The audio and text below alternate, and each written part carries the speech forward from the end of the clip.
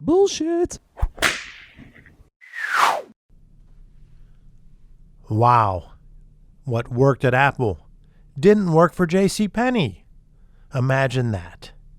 It's the No BS Marketing Show. I'm Dave Mastovich, CEO of Massolutions, the world's only no bullshit marketing firm. This week's episode focuses on Ron Johnson, Apple's former senior vice president of retail operations' failed attempt at pulling JCPenney out of their downward spiral.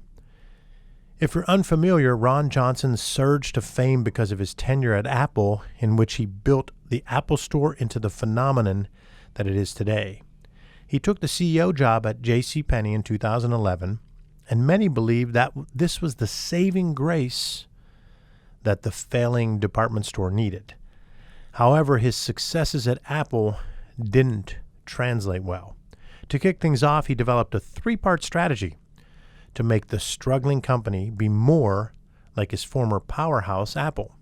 His three-part strategy consisted of the following. Number one, eliminate discount pricing. Number two, change how merchandise is organized. No longer by function or by department. No more men's, no more houseware, etc. Number three, dropping JCPenney and calling it JCP. Huh? That doesn't make sense from a marketing standpoint, but maybe Johnson did intensive marketing and competitive intel, the market research, and found out something that would justify these seemingly contradictory moves. Maybe he found something out that we're not aware of. Nope. Johnson didn't invest the time, energy, and money in understanding JCPenney's customer opportunity. He didn't test the ideas at a smaller scale before implementing them. Why?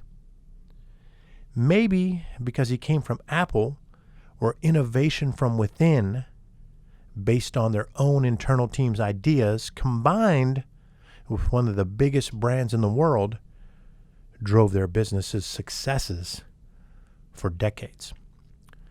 But JCPenney has the opposite brand equity and brand prestige that Apple has. So what would make one think that untested ideas would work to turn around a stale brand of a company that struggled for as long as Apple has been successful? JCPenney's struggles are from the 1980s on. Implementing a new strategy without marketing research, competitive intel, and real meaningful segmentation isn't going to work regardless of company size, industry, or brand status. That wasn't the only flaw in Johnson's plan.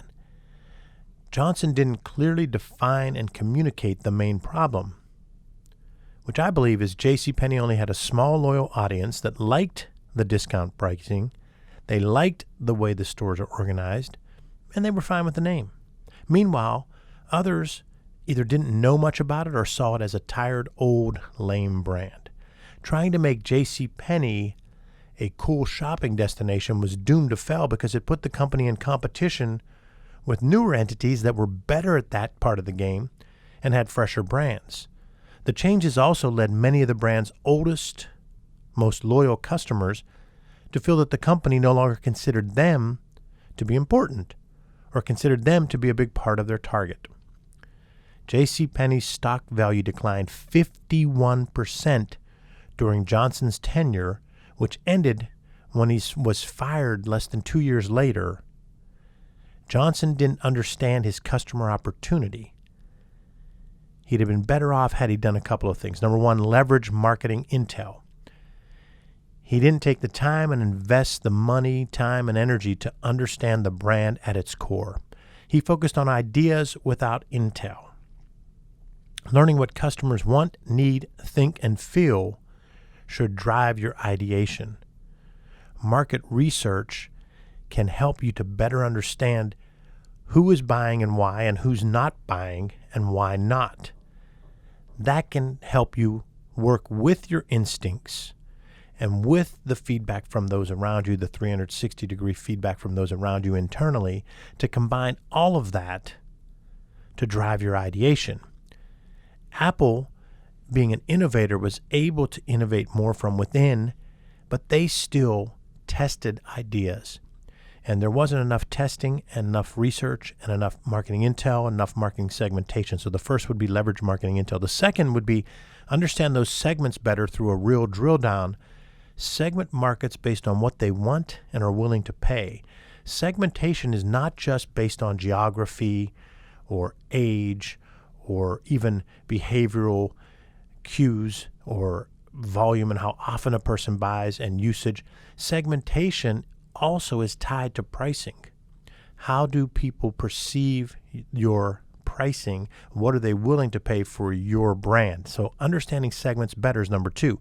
Number 3 is create new big idea messaging that plays off of strengths to keep current customers while offering new options to try and attract new customers. Changing the name to JCP isn't awful, but it's nothing great. It's not going to make your current customers want to buy more, and I don't think it's going to necessarily attract new ones.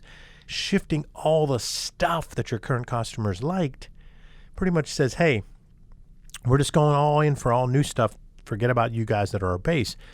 That wasn't going to succeed. There's a 51% drop in stock value. The next one is measure, read, and react. Use both tactical marketing metrics and strategic marketing KPIs so you can assess what's working and what needs changed. Then respond based on what the market tells you. Johnson's reign as CEO of JCPenney provides a great lesson for marketers regardless of company size, industry, and brand perception. Focus on understanding your customer opportunity. Answer your 2 why questions, your why or reason for being and your customer's why or reason for buying. Then create your 1 big idea and supporting messaging pillars to tell your brand story. Johnson didn't understand the brand. He didn't connect with its current customers, and he tried to make JCPenney more like Apple, which is bullshit. JCPenney was never able to rebound, and their nosedive into failure continues as they are closing stores across the United States. Ultimately, the market is the judge and jury of all your efforts.